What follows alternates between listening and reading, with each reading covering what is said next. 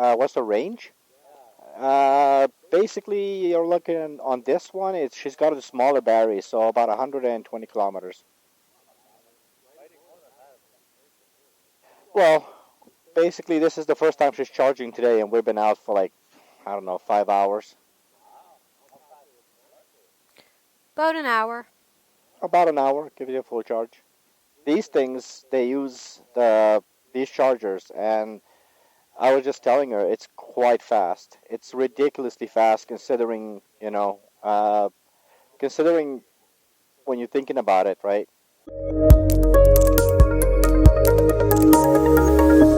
Okay, so we're back riding right now, and we're heading back towards Burnaby, Vancouver, I should say, because we're out into Austin. As you guys see, people are very interested in this motorcycle, but I think it's worth talking today a little bit about, one of the things that I think there's massive misunderstanding, and that is the usability of Mrs. K's Zero. And now that I have you here, Mrs. K, yes, I think it's worth talking about this a little bit. What do you think is the biggest misconception that people get about your Zero? well, I think it comes down to something we discussed, which is that a lot of people go off of the grid of the 110. So Yes. a lot of people are going right into that whole situation of saying, well, if it takes 5 hours to charge on a 110, then I'm in trouble.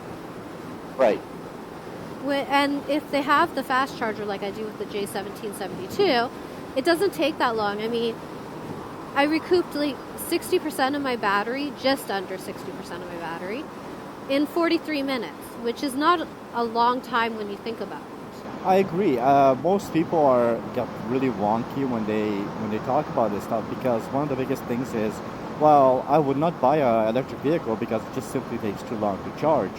So I did kind of go out of my way to find out like how much is our average stops, and I would love it if you guys could comment on this. What is the average stop? What is the average break you take when you're out riding?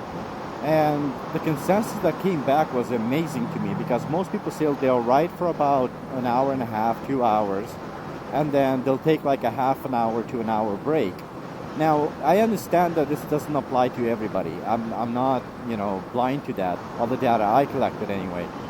And it definitely is the consensus. So what I would look at is, if that's the case, first of all, we're talking about you recouping 60% of your entire battery for riding around pretty much, since this morning. Like now, what time is it? It's something like 2 o'clock.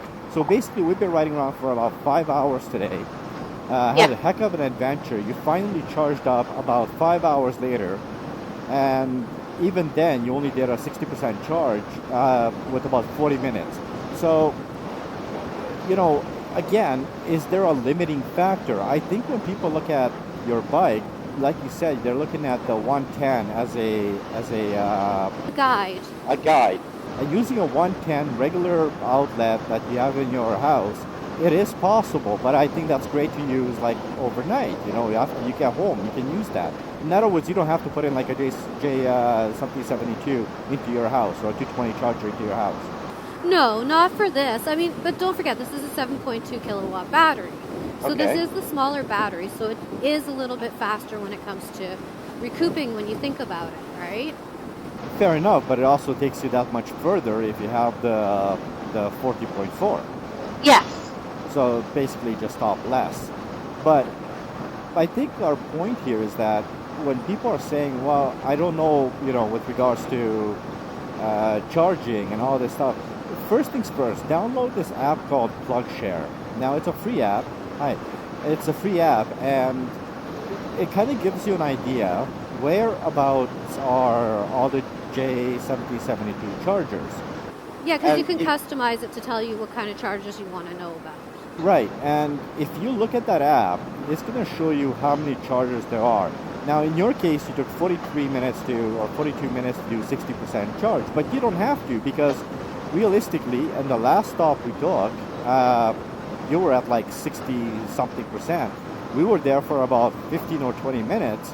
If you would have plugged in there, you would be basically up in 15, 20 minutes. You're getting about, somewhere like, 20 20% approximately. Yeah, about Yeah. that. So if you're looking at it that way, I don't think it's fair to say, like with gas powered vehicles, most people, they fill it up, they let it, go almost empty or close to it or quarter tank, and then they fill it up again. With EV vehicles, it doesn't work like that because you can fill it up. Well, you can basically charge it at any given time. You decide to stop somewhere and have a cup of coffee, there's a charger, plug it in. Because the 5 or 10 minutes, more often than not, it's going to be a free charge. Number one. Number two, that 5 or 10 minutes adds a lot of range to your bike. Yeah, I mean, every little bit helps, right? Exactly. So, but especially because there's so many free charges at the moment. I don't know about the future. Maybe in the future those free charges will go away.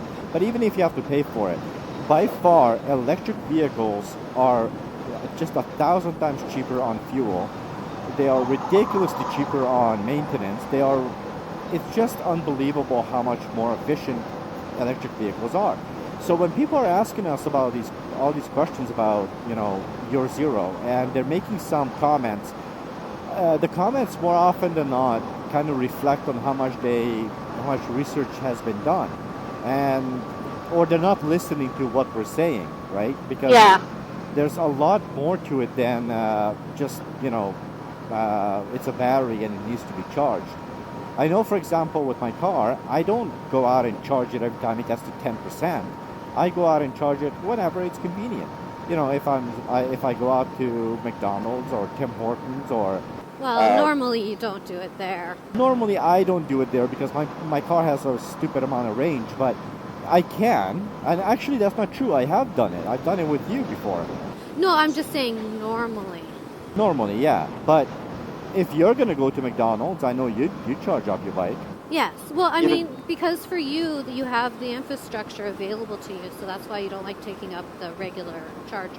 Yeah, because those are the really fast chargers, the ones I have access to from Tesla, right? Those are stupid. But not everybody's going to want a Tesla. No, not everybody's going to want to go into that kind of a vehicle. But when it comes to a motorcycle, I mean, even with the bigger 14.4 kilowatt hour battery on the Zero, like if you get the 14.4, it's a huge amount of range. It's basically double your range. You're talking about like doing 200 kilometers on a full charge. Personally, I think if you're going to go for the 14.4, I think it's more because you're the person who wants to go out for long road trips. Yeah, and those are like the full day, full night, or the weekend road trips. Yeah. Because frankly, if you're out for the whole day, you're chilling out, maybe you'll charge up once, and then if you're going to stay at a hotel somewhere, you'll charge up that night. Just basically plug it into any plug they have. You're going to just plug it in. By the next morning, you have 100% charge, free of cost. Right? Well, just your hotel room, yeah. Well, you're going to do that regardless, though. Yeah, That's what I'm saying, right? So I think there's a severe misunderstanding of electric vehicles in general. I noticed this with my Tesla too. People talk about electric cars in a really funny way. And for somebody who, like myself, who's using that car and who's been using it for 2 years straight, it's over 2 years now, I can tell you, I am not limited by anything. Have you and I been limited at all? No, we haven't. No. And we went into the boonies with the car, so. Right. And with this motorcycle, of course, it's still a new motorcycle for you, but over the next year, you're going to be able to gather enough data to really put out there what's a fact.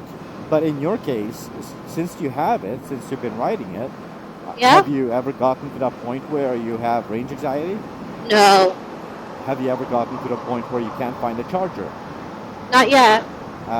And have you had to pay for your charger at all since you bought it? No, I haven't had to, but I know there is charges that I do have to. Right, but have you had to? No. Right, so I think that's a big factor as far as over the next little while. I think you'll be able to kind of clarify to a lot of people what these bikes can do. Yes. I think it's severely understated and underestimated when it comes to what these electric bikes are capable of. In all fairness, people ask me about, what kind of bike is my next bike. I can't tell you for sure. I have no idea. I never really know what my next bike is. For the time being, I'm not planning on changing my bike. But if you ask me today and you say, okay, money is no object, whatever, blah, blah, blah, and just for the heck of it, let's buy a new bike, I would actually buy the Zero SRF, which is basically the high performance version of yours. Yeah, it's the more street look. It looks more like your style of bike than Right. it does like a naked bike, as an example. And that's what I would go with. And so if you guys are asking, if everybody who talks to me about this and is asking me this, that's my answer. I definitely would go with an all-electric motorcycle because it just makes sense to me. There's just so many good things to say about it. No, my only thing is until you go out and you actually get a chance to mess around with an electric vehicle, you don't know what it's going to be for you. And the other thing too is that a lot of people, when they go out and review these bikes, you have to keep in mind some of these guys have the bikes for half an hour. On a rare occasion, they'll have it over the weekend, and I mean that as a very, very rare occasion. So in half an hour, you're not going to be able to judge these bikes or cars or anything. That's not the way that works. You don't have a clue about real life use when you're talking about a half an hour test drive or a 1 hour test drive. So I would say be very cautious about whose opinions you're taking, because ultimately there's a lot that you can't experience unless you actually own these bikes. Yeah, well, it's a learning curve too, right? Because you're going to learn how to behave better with the vehicle as time goes on. Because think about all the people when they first buy their cars, right?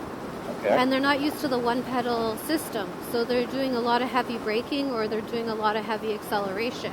And that takes into effect to your vehicle as well and how the range is. Well, I mean, you're talking about regen in this case too, right? Like in your case. So regen power is it's actually a lot. It really adds up. So even if you're regenning, just here and there, every time you let off your throttle, you're regenning.